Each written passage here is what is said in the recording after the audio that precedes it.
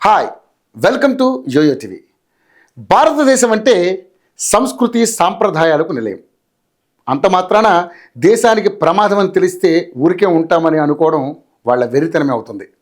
తొందరపడి ఎదురెళ్ళడం కంటే సమయం కోసం వేచి చూస్తుంది భారత్. పహల్గామ్ దాడికి ముందు భారత రక్షణ రంగం బలం ఏంటో చాలా దేశాలకు తెలియదు. కానీ ఎప్పుడైతే భారత్ కంటే తామే గొప్ప అని విర్రవీగుతున్న పాక్కి ఆపరేషన్ సింధూర్తో గట్టి డోస్ ఇచ్చింది. ప్రపంచ దేశాలు సైతం భారత్ ఏం తక్కువ కాదు అనుకునేలా ఆపరేషన్ సింధూర్ పనిచేసింది. ఎవరు అవునన్నా కాదన్నా కూడా రక్షణ రంగంలో ఇంత మార్పుకు కారణం మాత్రం మోడీ సర్కార్ అని చెప్పాలి. ఎందుకంటే మనం ఆయుధాల కోసం ఎప్పుడూ ఇతర దేశాలపైనే ఆధారపడి ఉన్నాం. కానీ మోడీ మేక్ ఇన్ ఇండియాను చేపట్టారు. గతంలో ఎన్నడూ లేని విధంగా సైనిక ఆయుధ సంపత్తిని పెంచుకున్నాం.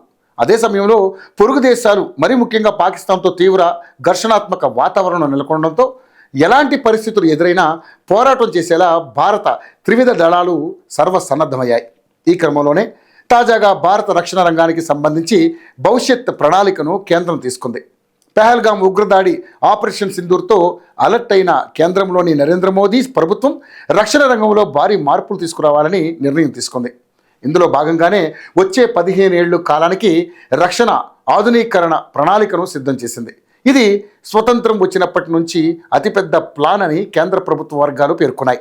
ఇందులో భాగంగానే రక్షణ రంగంలో లేటెస్ట్ టెక్నాలజీని ప్రవేశపెట్టేందుకు లక్షల కోట్ల రూపాయలు ఖర్చు చేస్తున్నారు. అణుశక్తితో నడిచే వార్షిప్లు, నెక్స్ట్ జనరేషన్ వార్ ట్యాంకులు, హైపర్సోనిక్ మిసైల్స్, స్టెల్త్ బాంబర్ డ్రోన్లు, ఆర్టిఫిషియల్ ఇంటెలిజెన్స్, AI ఆధారిత ఆయుధాలు, అంతరిక్ష ఆధారిత యుద్ధ సాంకేతికతలను భారత సైన్యంలో ప్రవేశపెట్టాలని నిర్ణయించుకున్నారు. 500కు పైగా హైపర్సోనిక్ క్షిపణులను త్రివిధ దళాలకు అందించాలని నిర్ణయించింది. ఈ క్రమంలోనే భారత సైన్యానికి దాదాపు 1800 కొత్త తరం యుద్ధ ట్యాంకులను పాత T-72 యుద్ధ ట్యాంకర్ల స్థానంలో తీసుకురానున్నారు.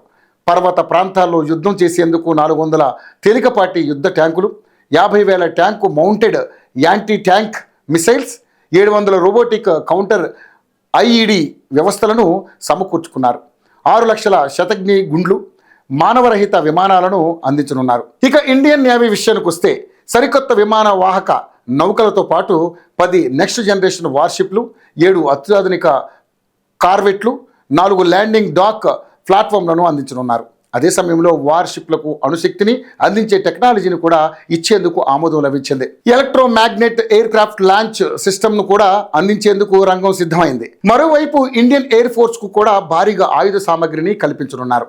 75 హై ఆల్టిట్యూడ్ ఫ్యూడో శాటిలైట్లు, 150 స్టేల్ బాంబర్ డ్రోన్లు, వందలాది ప్రెసిషన్ గైడెడ్ క్షిపణులు, 100కు పైగా రిమోట్ పైలట్ విమానాలను కొనుగోలు చేయనున్నారు.